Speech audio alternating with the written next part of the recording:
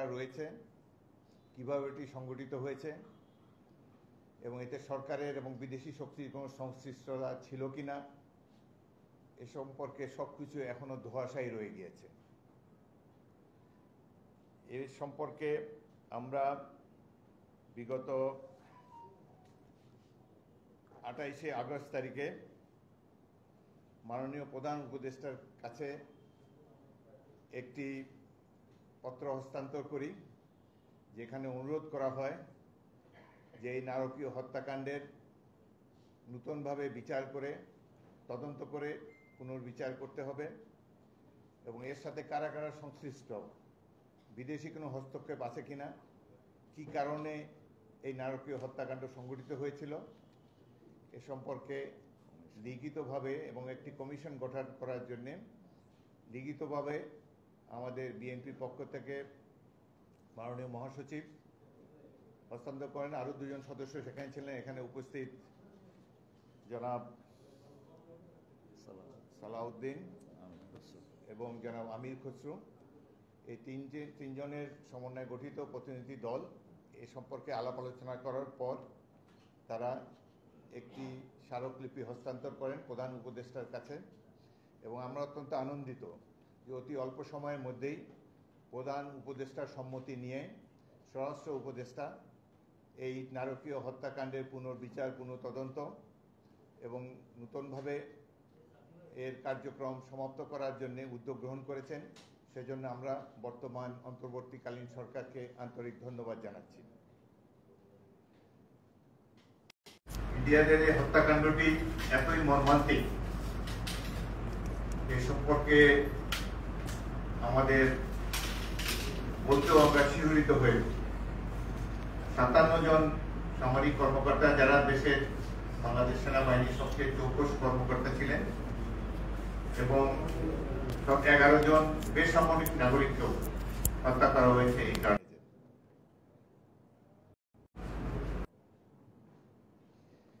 এই বিদ্রোহের আড়ালে বিডিআরের এই বিদ্রোহের তৎকালীন মহাপরিচালক জেনারেল শাকিল আহমেদ সহ এই মেধাবী কর্মকর্তা বৃন্দ এবং 17 জন বেসামরিক লোককে নৃশংসভাবে হত্যা করা হয়। পিলখানার অভ্যন্তর থেকে 38 জন সেনা কর্মকর্তার লাশ উদ্ধার করা হয়। নির্মোহ এবং উন্মুক্ত তদন্ত হলে এই সংখ্যা আরও বৃদ্ধি পেতে পারে। সরকার গঠনের শুরুতেই দেশপ্রেমিক সেনা এর প্রধান কারণ কি ছিল? আমাদের ধারণা যে দেশপ্রেমিক সেনাবাহিনীর মেরুদণ্ড ও নৈতিক বল ভেঙে দেওয়ার জন্যে এবং জাতীয় নিরাপত্তা এবং সার্বভৌমত্বকে মারাত্মক ঝুঁকিতে ফেলে বাংলাদেশকে একটি ব্যর্থ, অকার্যকর, নতজানু রাষ্ট্রে পরিণত করার জন্যই এই হত্যাকাণ্ড সংগঠিত করা হয়েছিল। এতে জড়িত ছিল বিদেশি ষড়যন্ত্রের অংশ হিসাবে বেশ কিছু ব্যক্তি সুপরিকল্পিতভাবে ফ্যাসিস্ট হাসিনার মদদে এই হত্যাকাণ্ড ঘটিয়েছিল বলে জনমনে বিশ্বাস রয়েছে।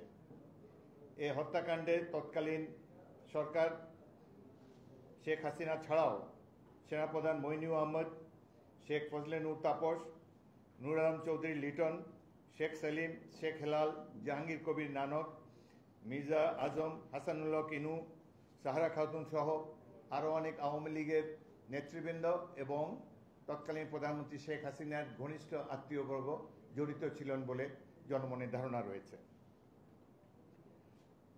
আমাদের মহান মুক্তিযুদ্ধ এতজন অফিসার একসাথে নিহত হওয়ার কোনো নজির নাই এবং হত্যাকাণ্ড যখন শুরু হয় বিডিআর প্রধান জেনারেল শাকিল, সেনাবাহিনী প্রধান এবং অন্যান্য গুরুত্বপূর্ণ কর্মকর্তাদেরকে টেলিফোনে সাহায্য পাঠাবার জন্য অনুরোধ করেছিলেন, তারা কেউই কর্ণপাত করেননি, কোনো ব্যবস্থা গ্রহণ করেন। এই বিদ্রোহ অতি সহজেই দমন করা যেত। সামরিক বাহিনীর নিয়ম হলো যে কোনো অফিসার বা সামরিক বাহিনীর কোনো সদস্য যদি শোনে অমুক স্থানে একটি বিদ্রোহ সংগঠিত হয়েছে, তখন এই অফিসারের অবশ্য কর্তব্য সেই বিদ্রোহ দমন করার জন্য ব্যবস্থা গ্রহণ করা এবং যদি এই বিদ্রোহ দমন করার জন্য সেই অফিসার বা সদস্য কোনো কার্যকর পদক্ষেপ না নেন, তাহলে তাকেও এই বিদ্রোহের অ্যাকমপ্লিস হিসাবে ধারণা করে নেওয়া হবে এবং সেও ইকুয়ালি মানুষের তাকে অপেস করেছে বলে আমরা নিয়ে থাকি। বিস্ময়ের সাথে আমরা লক্ষ্য করলাম যে সেনাবাহিনী হত্যাকাণ্ড ঘটার পর সেনাবাহিনীর সদস্য সাজোয়া জাহান সহ অতি অল্প সময়ের মধ্যেই বিডিআরের ওয়ালের বাইরে অবস্থান নেওয়ার পর যখন তারা এই বিদ্রোহ দমন করার জন্য মিলিটারি অ্যাকশনে যাবে, এ সময় সেনাবাহিনী প্রধান মইনুল আহমেদ এবং ব্রিগেড কমান্ডার 46 ব্রিগেড তারা কোনো ধরনের অপারেশন চালাতে এই বাহিনীকে নিষেধ করেন। এই হত্যাকাণ্ডের পর প্রধানমন্ত্রীর কর্মকাণ্ড অত্যন্ত রহস্যজনক। সেনাবাহিনী যাতে কোনো ধরনের অ্যাকশনে না যায়, তিনি সেনাবাহিনী প্রধান, বিমান বাহিনী প্রধান, নৌবাহিনী প্রধান তাদেরকে যমুনাতে তার অফিসের কাছে একটি কক্ষে বসিয়ে রেখেছেন। কোনো কাজ নেই, তাদের সাথে আলোচনাও নেই। যে ক্রুশিয়াল অপারেশন করলে প্রাণসমূহ রক্ষা করা যেত, এইভাবে তিনি উদ্দেশ্যমূলকভাবে এটিকে নষ্ট করেন। এই হত্যাকাণ্ড যারা ঘটিয়েছে তারা প্রথম দিকে কিছুটা আতঙ্কিত ছিল সেনা অভিযানের ভয়ে, কিন্তু প্রধানমন্ত্রী শেখ হাসিনা যখন তাদেরকে যমুনাতে ডাকেন, ডেকে শেরাটন থেকে খাবার দিয়ে আপ্যায়ন করেন এবং সাথে সাথে অতি অল্প সময়ের মধ্যে একটা সাধারণ ক্ষমা ঘোষণা করেন এবং পৃথিবীর ইতিহাসে যেটি নাই, ডিএডি তৌহিদ যিনি একজন জেসিও, তাকে একবারে মেজর জেনারেল পদোন্নতি দিয়ে তাকে বিডিআর বাহিনীর মহাপরিচালক হিসেবে নিয়োগ দেন। অবিশ্বাস্য কর্মকাণ্ড। একজন সুবেদারকে মুহূর্তের মধ্যে মেজর জেনারেল পদে পদোন্নতি দিয়ে একটা বাহিনী প্রদান করে দেওয়া হলো এবং তাদের সাথে যে আচার আচরণ করা হয়েছে এতে বোঝাই যায় যে এই হত্যাকাণ্ডটি একটি সুপরিকল্পিত সরকারি দল শেখ হাসিনা এবং আওয়ামী লীগ নেতৃবৃন্দের যোগসাজশেই এটি সম্পন্ন হয়েছিল। 22শে ফেব্রুয়ারি তারিখে আওয়ামী লীগ নেতা ওয়ার্ড কাউন্সিলর তোরাব আলীর বাসায় এই সেনা বিডিআর কর্মকর্তাদের, বিডিআর সৈনিকদের সাথে আওয়ামী লীগের শীর্ষ পর্যায়ের নেতৃবৃন্দের একটি বৈঠক হয়। সেই বৈঠকেই আমরা জানতে পেরেছি পরবর্তীকালে এখানে এই বিদ্রোহটি কিভাবে সংগঠিত হবে, কিভাবে হত্যাকাণ্ড চালানো হবে, কিভাবে লাশ গুম করা হবে, সকল পরিকল্পনা এই মিটিং এ আওয়ামী লীগের এই সভায় স্থির করা হয়।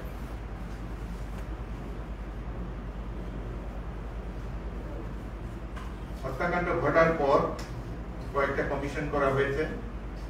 জাতীয় কমিশন জনাব আনিসুজ্জামানের নেতৃত্বে করা হয়েছে। ইনকোয়ারি কমিটি করা হয়েছে, কিন্তু সেটা কোনো কার্যক্রম দেখতে পাইনি। সেনাবাহিনীরও একটি কোর্ট অফ ইনকোয়ারি করা হয়েছে, যার নেতৃত্বে ছিলেন বর্তমান স্বরাষ্ট্র উপদেষ্টা তখনকার লেফটেন্যান্ট জেনারেল জাহাঙ্গীর। তারা প্রায় 700 জন সংশ্লিষ্ট ব্যক্তিদের ইন্টারভিউ নিয়েছিলেন, কিন্তু গুরুত্বপূর্ণ ব্যক্তিরা যেমন শেখ হাসিনা এবং আওয়ামী লীগ নেতৃবৃন্দের বক্তব্য রাখার জন্য আহ্বান জানালেও তারা কোনো বক্তব্য দেয়নি, যার ফলে জেনারেল জাহাঙ্গীরের সাবমিট করা এই রিপোর্টটি এখনো অন্ধকারেই রয়ে গিয়েছে। বিগত 14টি বছর ধরে আমরা যারা বিএনপি নেতৃবৃন্দ, সাধারণ মানুষ, প্রাক্তন সৈনিকবৃন্দ, আমরা 25শে ফেব্রুয়ারি তারিখে সেনানিবাসের গোরস্থানে গিয়ে প্রতি বছর কবর জিয়ারত করেছি এবং সাংবাদিক সম্মেলনে আমরা এই আশা ব্যক্ত করেছিলাম যে এই হত্যাকাণ্ডের প্রকৃত বিচার হবে এবং যে সকল রিপোর্ট জনগণ জানে না সে সম্পর্কেও আলোকপাত করা হবে। কিন্তু এত বছর ধরে আমাদের এই প্রত্যাশা বিফলেই দিয়েছে। আওয়ামী লীগের সরকার, বিনা ভোটে গঠিত সরকার, নৈশ ভোটের সরকার, তারা এই বিডিআর হত্যাকাণ্ডের সুষ্ঠু পরিণতিতে গমন করার জন্য কোনো ধরনের কোনো পদক্ষেপ তারা গ্রহণ করে নেই। আজকে এতদিন পর আল্লাহর রহমতে আবার সেই সুযোগ এসেছে। একটি নিরপেক্ষ অন্তর্বর্তীকালীন সরকার ছাত্র জনতার সমর্থন নিয়ে, আমাদের সকলের সমর্থন নিয়ে দায়িত্বে আছে। আমরা আশা করব এখন এতদিন পরে, এতদিন যেটি অন্ধকারে রয়েছে সেগুলো আবার আলোর মুখ দেখবে। জেনারেল জাহাঙ্গীর নিজে যে তদন্ত কমিটির প্রধান ছিলেন, যেটি প্রকাশ করা যায়নি, তিনি এটি পূর্ণাঙ্গ রূপে আবার প্রকাশ করবেন, যাতে করে এই হত্যাকাণ্ডের পূর্বাপর সকল সংশ্লিষ্ট ঘটনাগুলোর সাথে উপর আলোকপাত করা হবে।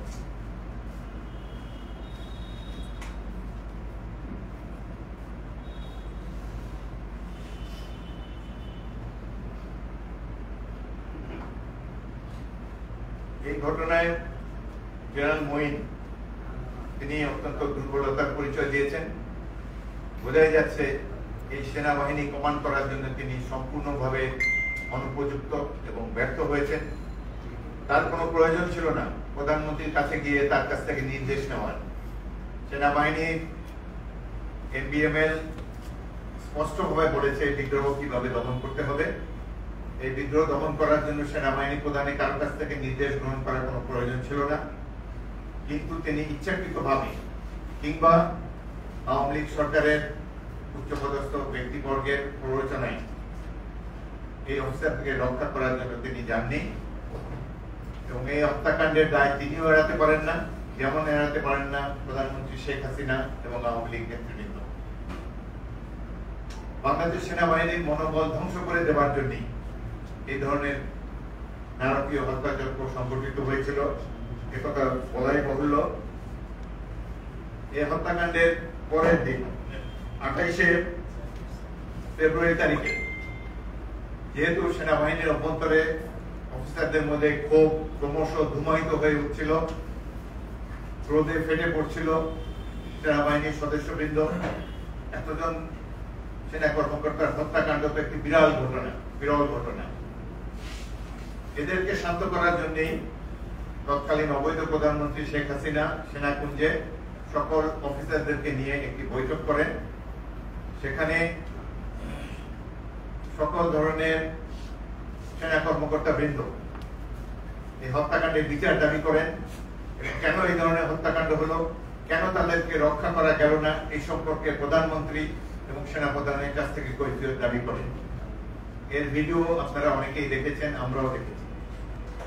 পরবর্তীকালে এখানে যারা ভোকাল ছিলেন সেই সব কর্মকর্তা প্রায় 50-60 জন অফিসারকে বাধ্যতামূলক অবসর দেওয়া হয় এবং তারা পরবর্তীকালে নানা ধরনের নিগ্রহের শিকার হন। আমরা আশা করব এই তদন্ত কমিটি পুনর্বিচার এবং পুনঃতদন্তের জন্য দায়িত্ব নিয়েছেন বর্তমান অন্তর্বর্তী সরকারের আমলে, তারা এই কর্মকর্তাদের সাথে প্রয়োজনীয় আলাপ আলোচনা করে তাদেরকে আবার সেনাবাহিনীতে পুনর্বহাল করবেন।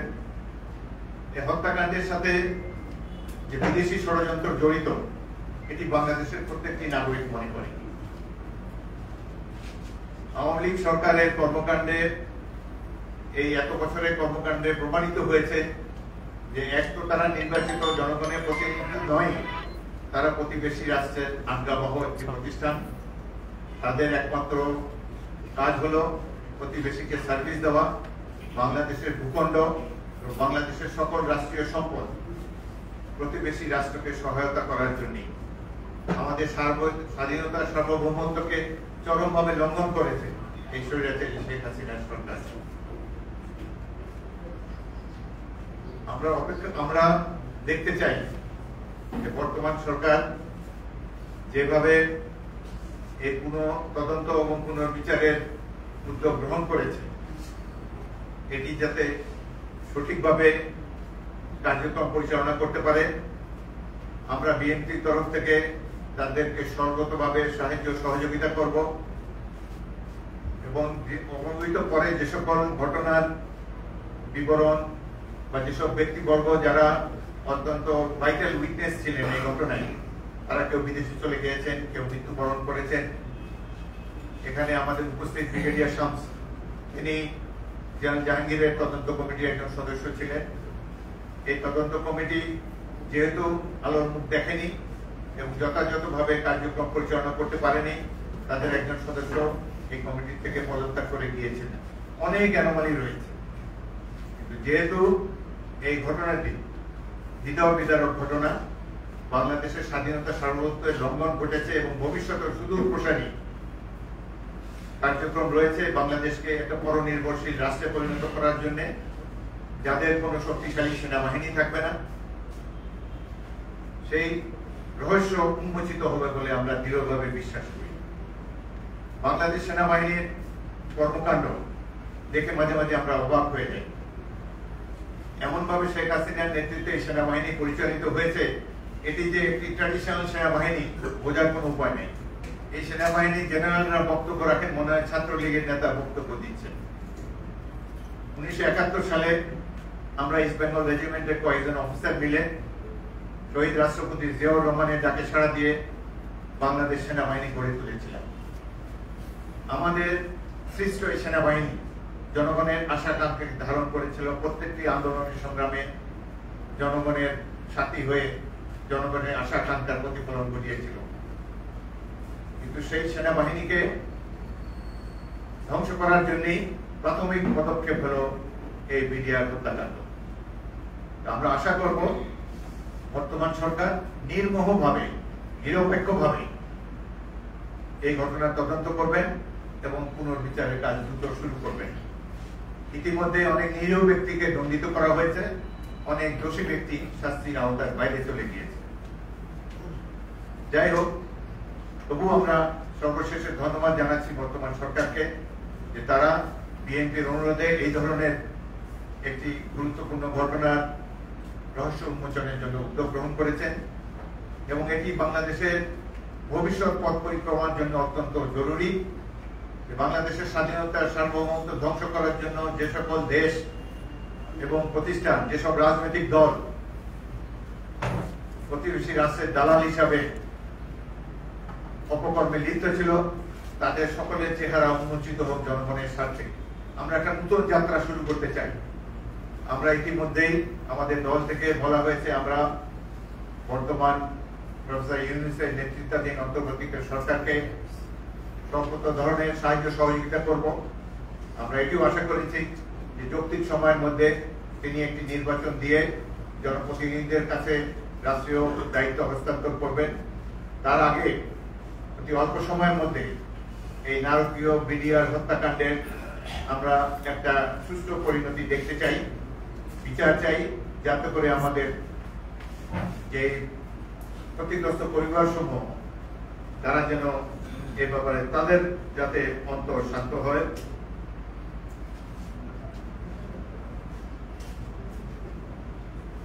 আমরা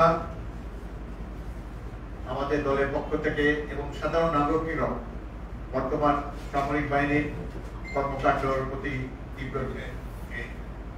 ক্লোজ মনিটরিং করছি এবং এখন পর্যন্ত যে সকল কর্মকাণ্ড পরিচালিত হয়েছে এবং বিশেষ করে শেখ হাসিনাকে শেষ মুহূর্তে দ্রুত সরকার থেকে বাইরে নিক্ষেপ করার জন্য এবং ছাত্র জনতার বিপ্লবে পূর্ণাঙ্গ সহায়তা করার জন্য বাংলাদেশের বর্তমান সেনাবাহিনী প্রধান এবং বাংলাদেশ সেনাবাহিনী এবং সামরিক বাহিনীর সকল সদস্যদেরকে আমরা আন্তরিক ধন্যবাদ জানাচ্ছি। আপনাদের সবাইকে অসংখ্য ধন্যবাদ। দু-তিনটা প্রশ্ন দেব, প্লিজ শুট। পুনঃতদন্ত যেটা আপনারা সরকার করছে, সেটা কি কোনো সময়সীমা দেওয়া উচিত কিনা? মানে যদি কবে নাগাদ এই পুনঃতদন্ত শেষ হবে, এটা স্যার আপনাদের কোনো বক্তব্য আছে? আমরা প্রয়োজনীয় সময় দিতে চাই এই তদন্ত কমিটিকে। আমরা আশা করি দ্রুত তারা তদন্ত কাজ এবং বিচার কাজ সম্পন্ন করবে। এটা সময়সীমা দেওয়া অত্যন্ত মুশকিল।